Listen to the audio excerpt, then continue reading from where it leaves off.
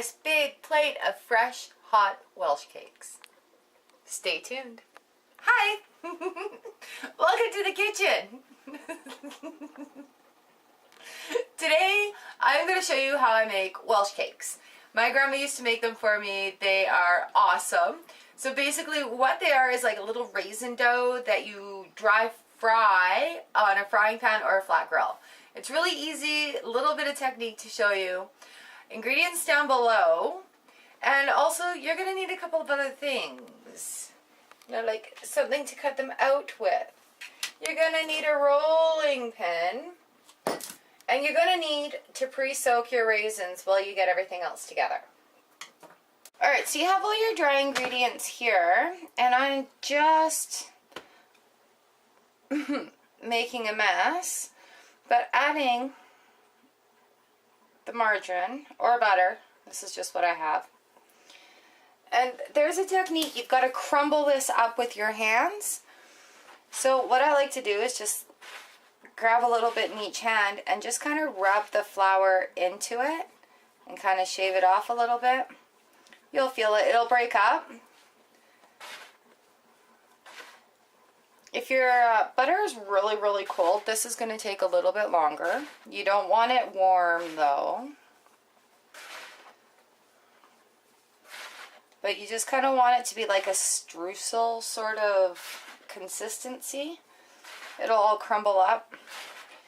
Now I've sifted all my dry ingredients together. So they're all nicely mixed.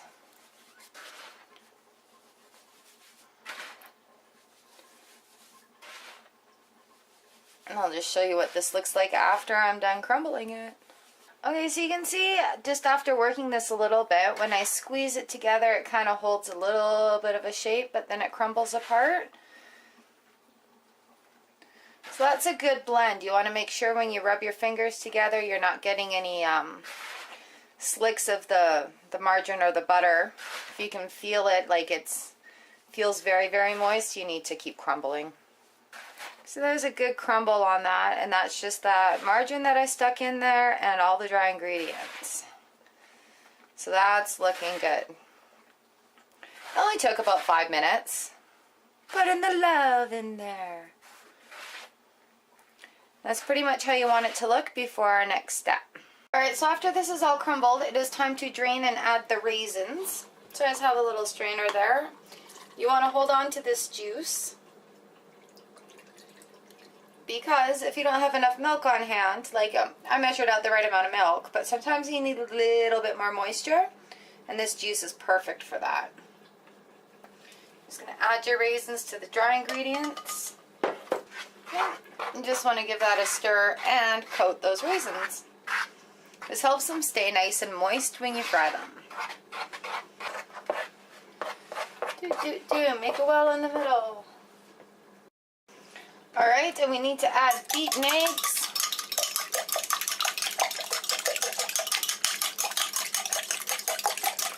And our milk. And then mix it all together.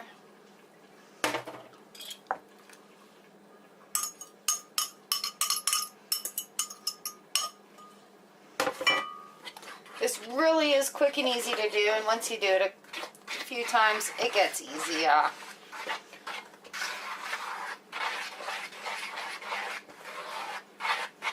My eggs are very yellow today.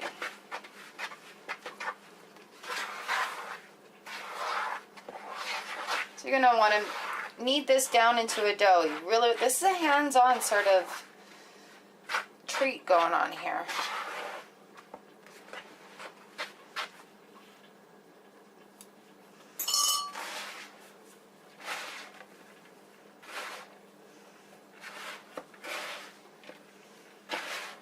Just want to make it all moist.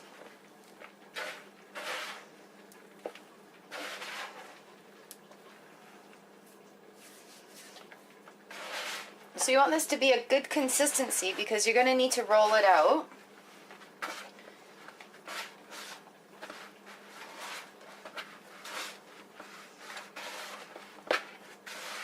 So this is feeling a little dry, which is where that reserved raisin juice comes in.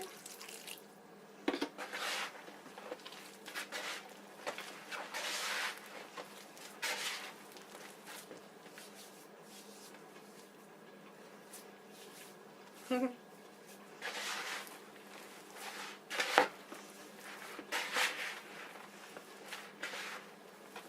great thing about this is if you find you've stuck too much juice in there, just add a little bit more flour. No big deal.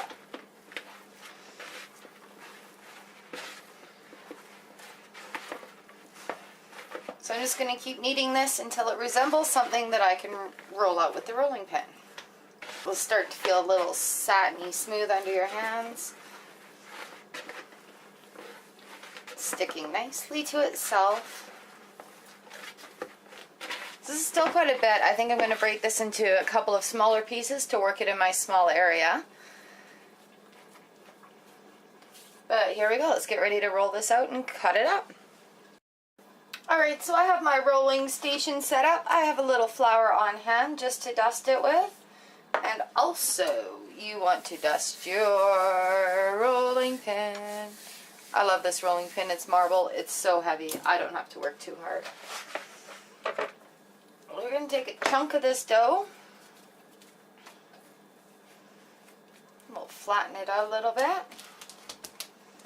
little sprinkle of flour on top there. I'm just going to roll it out. Start from the middle and work outwards. And it'll help you give you an even dough.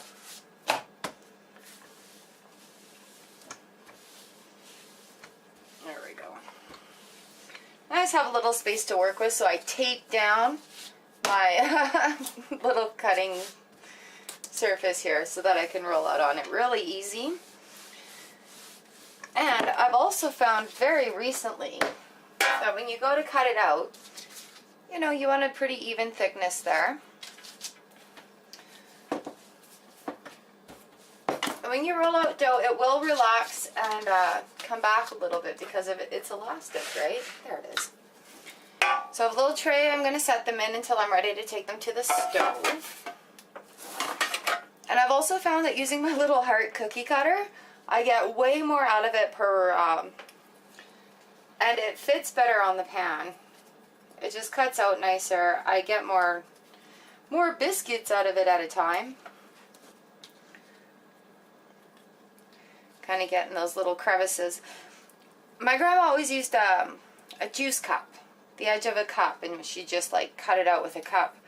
But all of mine are really big, and I like this kind of size Welsh cakes. I'm getting very excited here. Holy cow. You just take your cutouts out and set them aside and throw the dough back in for towards the end. Those look cute. Oh. Okay, so I'm just going to finish rolling out this dough and cutting out these Welsh cakes, and I will bring you back when I'm ready to go to the stove. Okay, so I've heated up my pan and laid the first set of Welsh cakes down, and they should be about ready to turn over. You want them to be a nice golden brown. They take, I don't know, 3 to 5 minutes per side, depending on how hot the grill is and how thick the Welsh cake is. I mean, that is a nice golden brown right there. Shadows. Ah!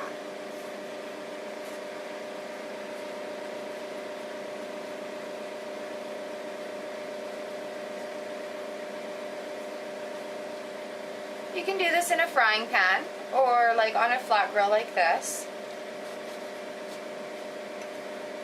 They're like pancakes. You want to hit the perfect temperature to get the nice golden crust on them. So these guys will probably sit here for another couple of minutes and get nice and golden on the other side, and then I'll just put more on the grill. Well, these guys have been here just a couple of more minutes, and it looks like they are ready to come off. One thing you want to watch for with the thicker ones is that you don't have a gummy, sticky dough in the middle. Like that one's a bit thick. I should have left that on a little bit more. So I'll just plop it back on there while I scoop these off. So with the thinner ones, see it looks more like dough in the middle. It's nice and, whoops, landed on the floor. Alright, well there we go. We've got the last little batch just cooling off on the pan. I've got a beautiful plate full of Welsh cakes there. They are so delicious. Nice and golden. Perfect little snack. Alright, well thanks for watching this episode in our kitchen. I hope you give these Welsh cakes a try. They are so good. They're one of my favorites, but I love food, so you're going to hear that lots. Quick and easy to do. It really didn't take me that long to do. But thanks for watching, and we'll see you next time. Little butter, little hot Welsh cake. Oh man. Oh yeah.